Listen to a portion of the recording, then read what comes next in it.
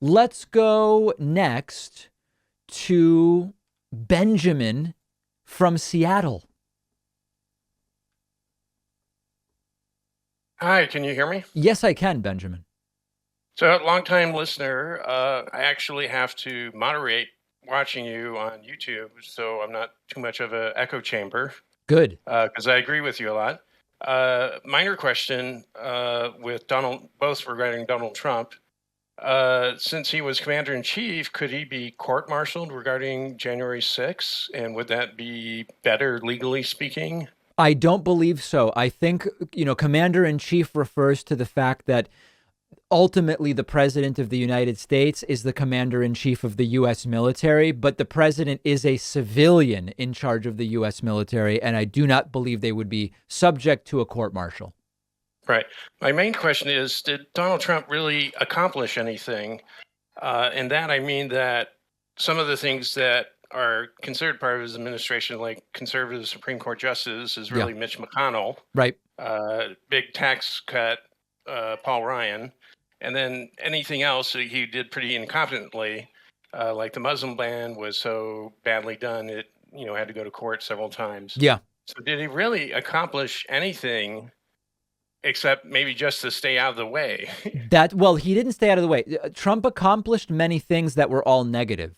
He humiliated the world on a global stage. He set us behind on climate. Dr. Deborah Birx earlier this week said that Trump's failure on COVID probably led to 30 to 40% more deaths than we otherwise would have needed. So I think you're very much onto something, which is in terms of his campaign promises, Trump did nothing. He did nothing, but he damaged a lot of things. The absurd trade war with China that did not benefit Americans. He did a lot of things that were all bad, but in terms of what you would call political accomplishments, he barely did anything. And it's astute to point that out. So you mentioned the Chinese trade war. Would you say that some people actually think that's a positive thing, though? Yeah, I think there are some people who think it is. They tend not to understand what's going on when you actually talk to them a little more deeply, though. Okay, well, thank you very much. My pleasure. Thank you so much for the call. Like getting right to the right to the big substantive topics. Let's get to Taylor from Atlanta, Georgia. Taylor, you're on the air. Hey, David, am I coming in okay?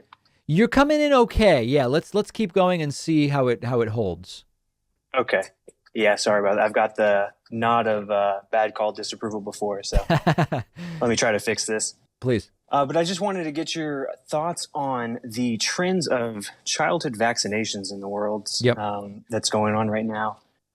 I think we've walked back a little bit based on the COVID vaccine and just general childhood vaccines other than COVID, and what you're thinking is going on. I'm not sure I know what you mean. You're saying, are there just more vaccine hesitant people when it comes to their kids globally right now as a result of the COVID vaccine debate?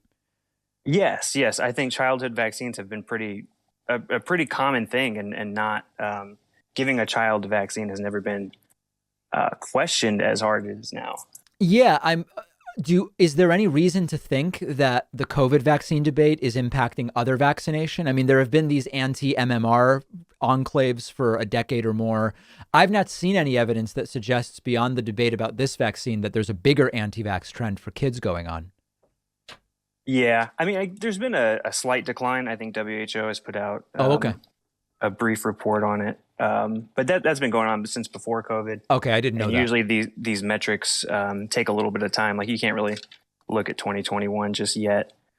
I mean, listen, I think in the long term, it is going to remain clear that vaccination has been one of the greatest accomplishments of Homo sapiens for extending life and preventing death. I think there's a lot of anti-vax madness in the US right now, but I think that's the long arc of vaccination. Yeah, great. I completely agree. I personally have, I work in that realm. I've personally seen children die from these vaccine preventable diseases, and it's horrible. So yeah. I hope that continues, how you're saying. You and me both. Yeah, I'm optimistic it will. Cautiously optimistic. Yes. All right. Thanks very much for the call. I appreciate it. We're going to take a very short break. If you're holding, don't hang up, because we are going to get right back to the phones momentarily. One of our sponsors is Blinkist, who's been supporting the David Pakman Show longer than any other sponsor. Blinkist is the app that lets you listen to or read an entire nonfiction book in just 15 minutes. Blinkist is the way to absorb those books you can't make time for. Blinkist takes top nonfiction titles, pulls out the book's key takeaways and insights, and gives it to you in the form of a text or audio explainer that you can consume in 15 minutes. With Blinkist, now you actually do have time to learn about all the things you've been wanting to tackle. On the Blinkist app, I just listened to This Is Your Mind on Plants by the great Michael Pollan. Super interesting, the history of caffeine and so many other things. Blinkist has you covered on podcasts too. Blinkist takes long episodes of popular podcasts and distills them into audio you can listen to in 15 minutes. With Blinkist, you can become knowledgeable about so many different things.